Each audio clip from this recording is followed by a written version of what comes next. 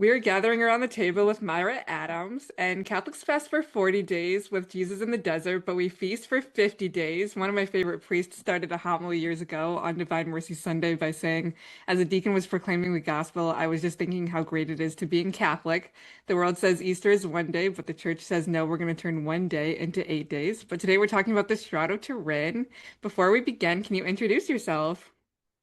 Hi, my name is Myra Kahn Adams, and I am the executive director of a ministry called the National Shroud of Turin Exhibit.org. And we are in the shroud education business, and we conduct exhibits and put on events. And basically, we have a team of about 15 people, and they're all shroud experts in their own right and all do different things. But we all love the shroud, and our mission in life is to educate people about the shroud without giving them our opinion, although we all have very strong opinions about it. But our goal is to never say it is the burial shroud of Jesus, even though we believe it is. But we want to present information and educate people so they know that they are to make up their own minds about what the Shroud of Turin is or is not. So that's what we do.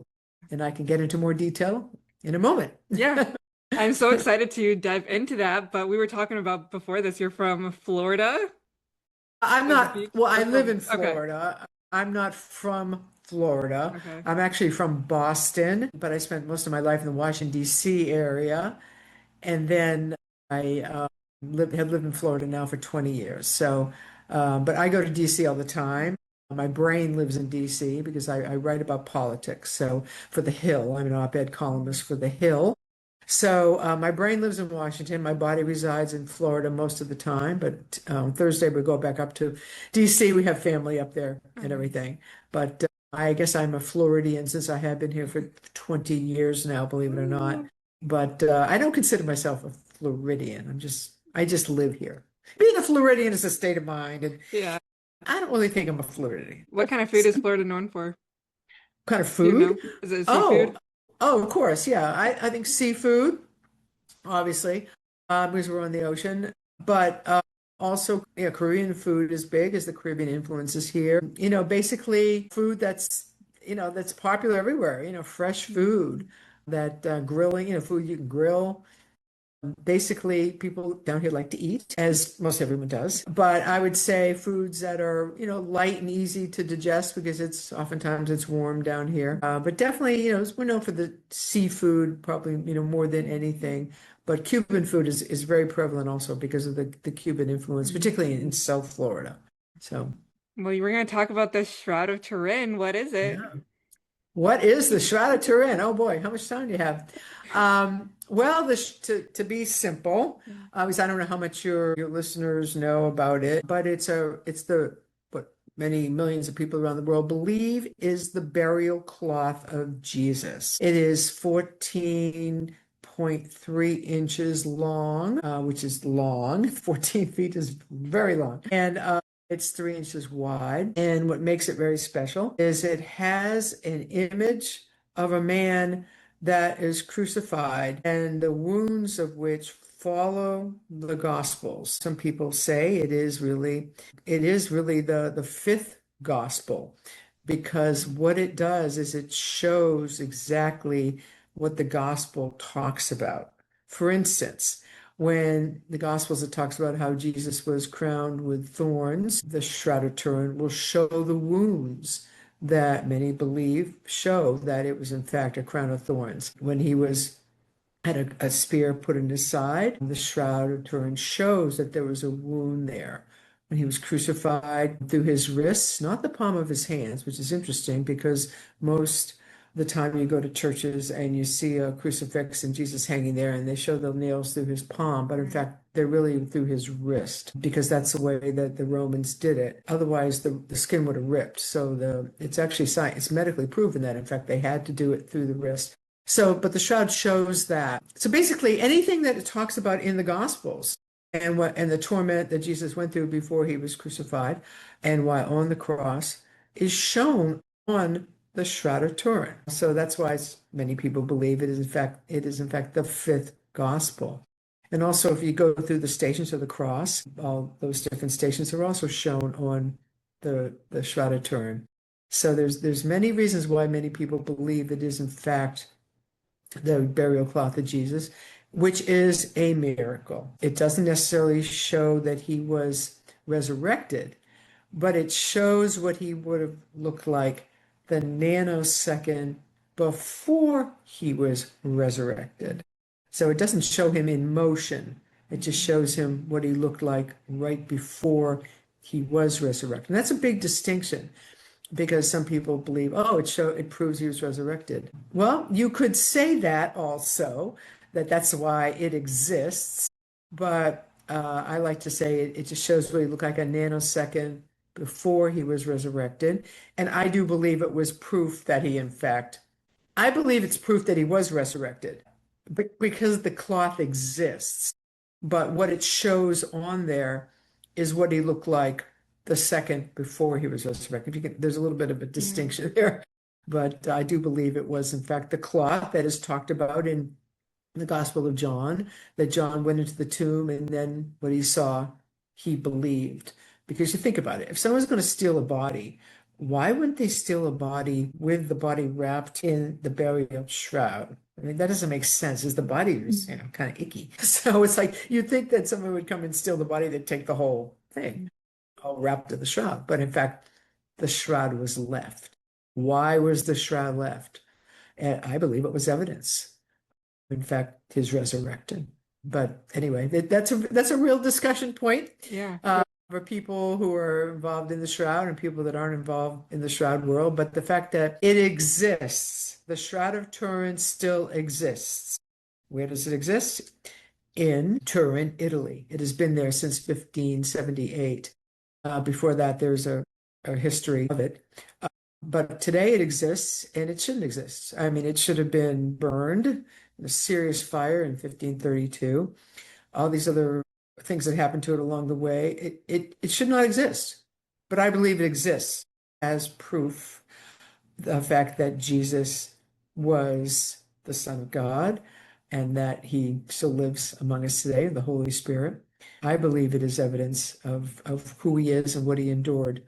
But again, everything I say can be disputed. It's just a fascinating, endless discussion. The Shroud of Turin is fascinating. People love it.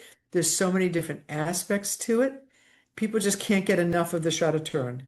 Its mysteries are endless, and that's why it's just continuing to be more and more popular today. Today, it has reached heights of popularity I've never seen before. And there's no ceiling. It's just going to continue to get more and more and more popular because Jesus, to me and to others, represents hope. The fact that he exists represents hope. The fact the shroud exists represents hope in him. So that's kind of a long answer, or maybe it's a short answer. Yeah. There's so much to unpack there. Would you go so far as to say that it's a miracle that it still exists? Would you use the word absolutely. miracle? Oh, absolutely. It is, I think, one of the greatest miracles. It's by design that it still exists. One of the most interesting fires that happened, it's been through a lot of different fires, but the most interesting fire was the one that happened in 1532. When you see the marks on each side of the cloth, they're very strange looking marks. Those marks were from the fire in 1532. And it was in a silver reliquary. It should have burned. The fire was so hot, the silver marks burned through the cloth, but they should have exploded the cloth, but they didn't. That was one of the miracles. It should not, the shroud should not exist. But why does it exist? I believe it's for those who don't believe in Jesus. To me, it is the doubting Thomas of our time. Doubting Thomas needed to see the marks of Jesus's crucifixion. He needed to see the nails in his wrists before he believed in Jesus. There are people today that need to see and need to understand the Shroud of Turin and what it means in order for them to believe in Jesus. And people do come to faith through the Shroud of Turin. But it's not for people like me who already believe in Jesus, but it's for people who need proof. And I believe the shroud is proof that he existed and was crucified. And this is what was left in his tomb that made John, when he ran to the tomb and looked inside, what made him believe, burial cloth lying there, knew that Jesus had to have been resurrected. But yes, it's a total miracle why it exists today, and that's very exciting. The fact that you can go see, although you can't really see it, it's there. It's in a vault, bomb-proof, fireproof vault, because there are people that want to destroy the shroud, as all the arson and all the big fire happened in 1532. There was another fire in 1997 in Turin. I mean, basically, there were people that wanted to destroy the shroud, and so far, it's never been destroyed. It still exists. Why does it exist? For that reason, to prove, in fact, show that it is, in fact, the fifth gospel of what he endured, with proof before your eyes. Is there any more you want to say about the nails going into his wrist instead of his hand? Because I've heard so many different interpretations. It was his hand, it was his wrist, why it was his wrist instead of his hand. I've seen different images where it's his wrist, but then Doubting Thomas, like you were talking about, says, "Oh, let me put the nail in his, or let me put my finger in his hand and not his wrist." Well, okay, there's some interesting part about when you look at a skeleton of a hand, it's like this really is still part of the hand in a way. I mean, you actually look at the bones and everything, but it is a medical truth that if the Romans had put the nails through his wrist, it would have ripped the skin. So this is the most sturdy part. Right. So you put a nail through there, it doesn't rip. And what is interesting too is the shroud. When you look at the shroud in the front, it appears that Jesus only has 4 fingers. Okay, so why does it appear like that? Because when you put a nail through here, it cuts a tendon and your thumb just goes right behind you. So when you look at the shroud, his fingers look like this because his thumb is hiding. And it's because that proves that that's where the nail went, and that's what it would look like if that nail went through there, it cuts that tendon. So that's medical proof right there. Any doctor could tell you that. I mean, so that is, there's things about the shroud that are undisputed. That is one of them. That in fact that tendon, when a nail goes through there, it cuts it, and that's why it appears that he only has 4 fingers. You learn something new every day. I never knew that. Yeah. Well, tell me what you've heard that people say, oh, it's the hand. It is because it is so misleading because so much artwork shows the hand. Yeah. Which is what I was saying. Yeah. And then I was listening to a different podcast and they're like, oh, it was his wrist, but then it was his hand. And then they were saying the same thing that you were saying, like just so much thicker and then it'll rip. And yeah. Oh, yeah. No, I mean, we're talking about medical science here that is undisputed, that if you put a nail through here, it's going to cut the tendon, and that's what it's going to look like. So that's like not even up for discussion. That is medically proven. That is what happens. But I think it is unfortunate that art is so misleading, and most art you see is through the wrist. I mean, is through the palm, but it's not. I mean, there's many things we learn in life that we find out later are not true. So whatever it started to have artwork, have it through the palm of the hand. Maybe, they weren't aware of the early artists that started doing it through the palm. Maybe they weren't aware that in fact is what it really looked like on the Shroud of Turin. Shroud of Turin was not very well known, it wasn't. So, I mean, that's probably how it could have started. Very few people had ever really seen the Shroud of Turin and really didn't know about it. So when he was crucified, on his hands, people just assumed it was through the palm. So that's how I believe probably how it started. So. And you run a what other misnomers? What other misnomers do you hear about the shroud that I can? What do you hear most often that people say, "Oh, it couldn't be real because fill in the blank"? I don't know. I feel like I've just been learning so much about it, like more recently, So I feel like I never really knew a lot about it. And so it's been like last couple of years. I feel like I've been learning more about it. I went to the Eucharistic Congress in Indianapolis, and you guys had a replica of it because Russ Briette told me it's not actually the real thing, so it wasn't the real thing. No, the real thing doesn't ever leave Turin. Yeah. It stays in Turin. Yes, my group put that on. Okay. We put that on for 4 days. I was there all 4 days. Yeah. So you were one of the people that waited in line for hours to get in? I did not wait in line. There was so much other stuff to do, and I was so busy. We were so busy. Oh, okay. So you were at the Eucharistic Congress, but you didn't go into the lines were so long for everything. Oh, I know. It was unbelievable. It was unbelievable. Those lines went on I think the shortest time was an hour. They were as long as 3 hours. And we're like, I can't believe people are waiting in line this long. It was crazy. Yeah, but that was a major success. In fact, Jonathan Rumi came by our exhibit. Oh, cool. Um, yeah, that was neat. He loves the Shroud, by the way. Jonathan Rumi absolutely loves the Shroud. So yeah, he came by. But yeah, that was a really big deal. But that was a great event. It was amazing that 60,000 people went to that event. Well, how many? That was 2 years ago now. Wait a minute. Yeah, 24. almost It was 2 years ago. This in July will be July. Yeah, yeah, that was pretty incredible. Yeah, those are very busy days. So many people coming through, but right. we had so many opportunities to educate people about the Yeah. Shroud. And we gave out 50,000 of our brochures. Even people Oh, that didn't have a chance to go in, we gave them brochures that were diagrams of the Shroud. So yeah, that was amazing. So that's how your interest I think started so. Yeah, that's probably. I back. mean, I've heard about it, like vaguely or whatever, but I think that that's where I first was like, "What is this?" But the lines were too long, too busy of stuff to do, and then. Oh, I love this. You're like a Mhm. focus group for me. You're amazing because I've talked about this.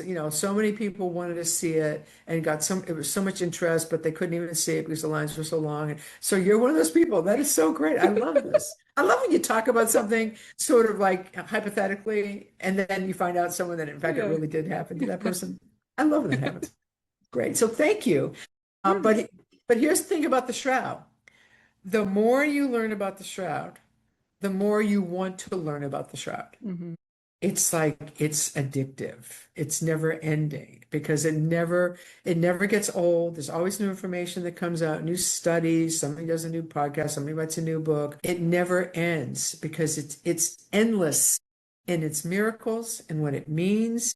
And it's just so incredible. And it is the most studied artifact in the world. And today it's never been more popular. And AI certainly has helped. In fact, Russ Brio and I were talking Really. about this the other night about how AI has been a big boon to the Shroud because a lot of people make these things that look like Jesus is talking and of course there's endless interest in Jesus. Jesus never gets old and the Shroud never gets old. So the two together, they just keep getting more and more and more popular. It's just the way it is. So we love that. Praise the Lord. What's your It's great. experience with the Shroud? Where did your love come from it, or how'd you hear Oh, about it? well, my experience came with it. It was actually kind of interesting. It's probably happened, oh God, I guess it was like the 80s sometime. I lived in the Washington, D.C. area at the time, went to a place called Harpers Ferry, West Virginia. It's a very historic area. Three states come together. Maryland, West Virginia, and Virginia all joined. Very historic place in the Civil War and the Revolutionary War. Anyway, so they had at the top of the Appalachian Trail there, they have an old church. It was built, I think, in the 1840s or something.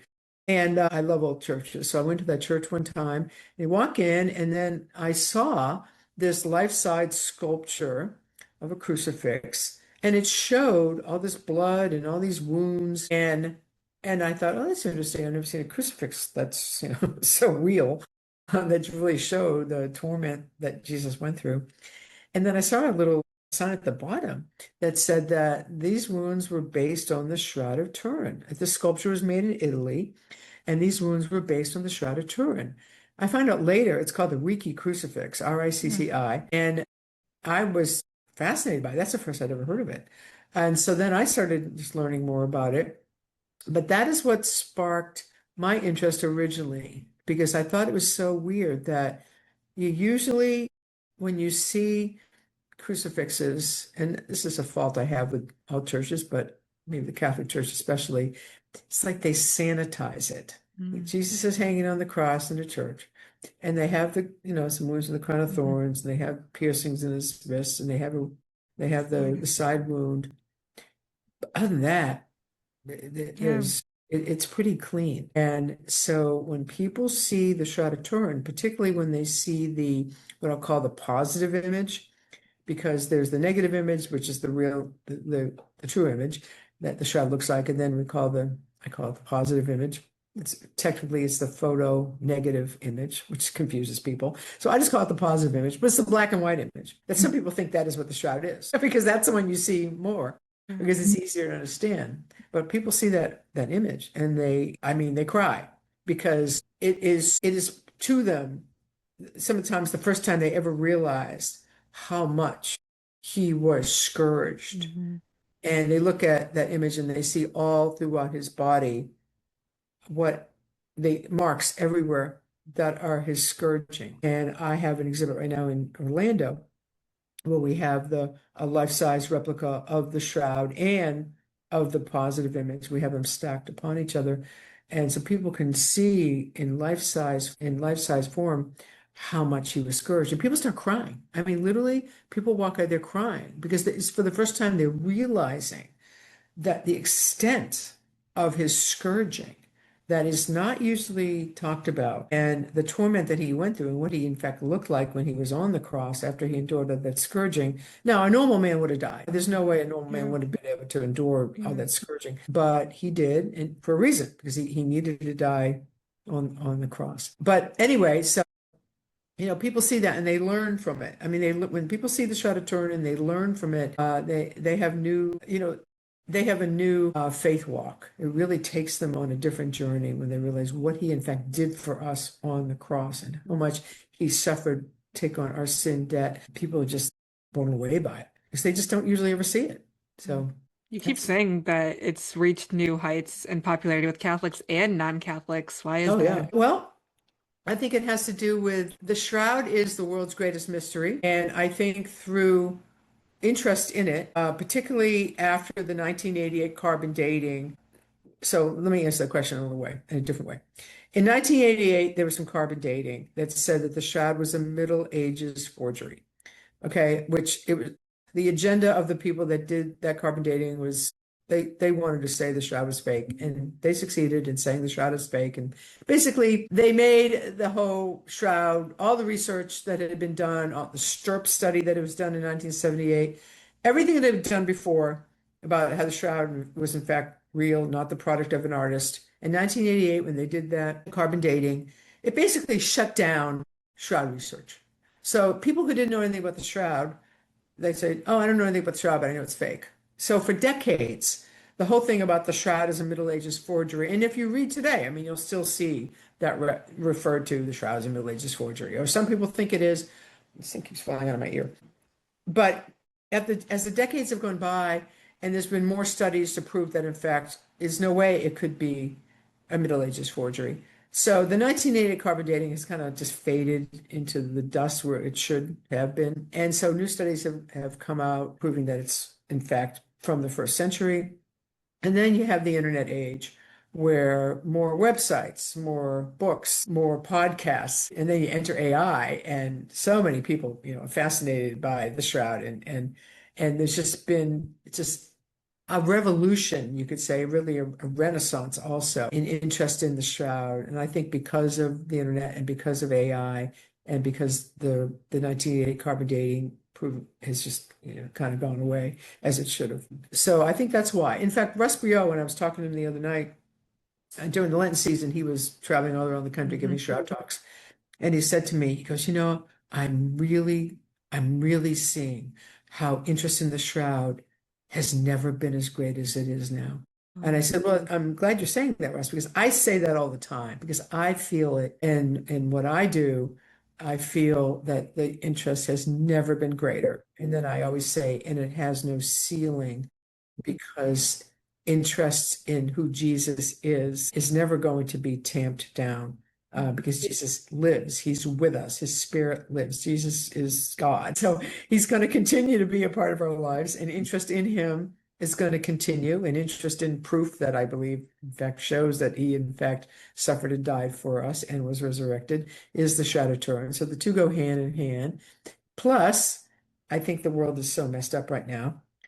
Jesus represents hope, and the Shroud really is proof of that hope. So that's why I believe it's in fact never been greater of interest, and it's just going to keep going. There's nothing to keep it from just exploding in interest. I'm just seeing that all the time, and it just makes me so happy. Yeah, we were talking earlier about it being a miracle that it hasn't burned, but it hasn't deteriorated either. You would think like normal cloth would just fall apart, Yes, right? yes. Now that actually there is a problem, and that is, over the centuries, the Shroud was just abused. I mean, it was exposed to light and heat, and people would hang it up, and Yeah. royalty especially would bring it out for weddings and coronations. And so over time, the image itself is fading. Okay, and that's why the shroud caretakers in Turin are very careful. They don't want it exposed to light, so they do not want it on public display. The last time it was on public display was 2015. Now there are private displays, but then it's not exposed to light. So having it exposed to light is, I have pictures in this house because we live on the beach that literally fade because of they're exposed to the sunrise in the morning. And the shroud itself has faded. So they're trying to keep it from public display because light is the greatest enemy of the shroud, which is kind of funny because Jesus is light, Jesus is love. But the actual light on the sunset and just light on the shroud itself is fading the image. So that's why they don't want it on public display. But also what's interesting is but you still take a picture of it, the positive image stays what it is. So that's another interesting miracle, okay? Because it still is, that doesn't fade. That black and white image, that positive image that was discovered in 1898 when it was photographed for the first time, that image does not fade, even though the shroud image itself is fading.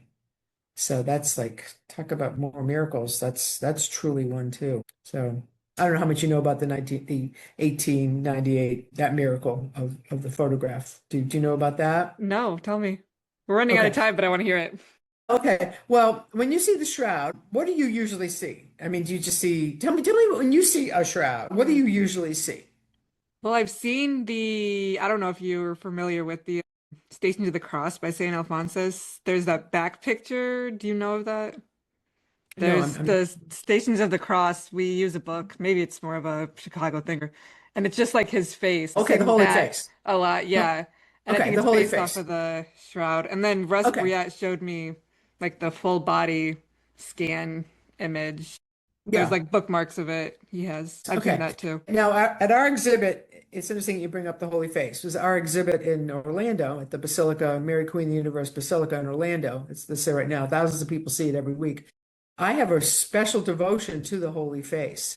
And the Holy Face comes from the 1898 photo when the shroud was photographed for the first time. Segundo Pia took a photo and he's in the dark room. They did have dark rooms back then, chemical way he had to develop photos. And what he saw was what we'll call the positive image. What he saw was a black and white image that clearly showed all the wounds in the face of Jesus like he had never seen, no human had never seen before. So that's where they get the Holy Face from. He took that image and blew up that face. But that face is called the Holy Face, but that was discovered in 1898. And that's an image that haunts people. It's one of the most photographed images in the world. People see that and don't even know what it is, but they know they've seen it. But that's where it comes from. It comes from the photo. Because when you look at the shroud, the natural image, you look at the face of the shroud, it doesn't look like a real face. It's more haunted looking. But when you look at the Holy Face from the photo in 1898, you see a real man. It looks like he's sleeping, but it's like Yeah, a it does. Yeah. it's like a peaceful, dignified countenance about him, that he's like restful there. And that Holy Face, in fact, Pope John Paul II had a devotion to the Holy Face. In fact, I have that at our exhibit in Orlando. You could look that up, a prayer, his prayer about the Holy Face. But that devotion, there are literally the Holy Face Guild. I mean, there are ministries and devotions specifically to the Holy Face. That's what a big deal it is. You know So how we have these saints and they have all these relics of stuff that they've touched or pieces of their bone, their skin, whatever. Is the shroud considered a relic? yeah, it is a relic. Or I like to say it's an artifact, but it's not a painting. It's not the product of an artist. The most famous quote from the 1978 STURP research project, which is the first and last comprehensive research project that was authorized by the Vatican, their final report said something that has been quoted over and over again, that the shroud was not the product of an artist. There's no paint or stain or any kind of substance that an artist would use to make an image. And the shroud, in fact, sits on top of the cloth. It doesn't penetrate the cloth, but it's not made by human hands and it's not the product of an artist. So what do you call it? I'll call it an artifact. I don't know about I don't know calling it a relic, but I just think it's something that defies the normal characterization. We just call it, I believe, is the burial cloth. I believe it's the burial cloth of Jesus. It is an artifact in that sense, I do believe. But again, people call it whatever they want to call it. Some people say it's fake. So, All right, last question, I promise. huh? But you keep Oh, talking you can about, talk. well, we're running out of time here. I don't want my Okay. thing Okay. to end. But you keep talking about AI and we have modern technology and everything. People try to replicate it because they can't technically replicate Jesus's burial, but do they try? Can they with AI or whatever now? Well, I mean, you can replicate anything with AI, but in terms of replicate the shroud itself, take a 14-foot cloth and replicate what it looks like, that people can't do that. You cannot do it. And that's one of the great mysteries of the shroud. It cannot be replicated. Believe me, people have tried to replicate it, but they can't do it. They cannot replicate it. It's too perfect an image, has too many mysteries. You know, blood was first, image second. The technicalness of the perfection of the front to back mirror image, a human hand cannot replicate it. And so the shroud goes unreplicated. Now with AI, you can do anything on a screen. Right. So people like to bring Jesus to life based on information from AI, based on all known information about the shroud, people bringing Jesus to life. But that's not really replicating it. Replicating the shroud means to take a 14-foot linen cloth and make, in fact, a replication of that cloth that looks exactly like what is there and has all those mysterious properties that we know, like distance information on it. You photograph it and it becomes it becomes a positive image.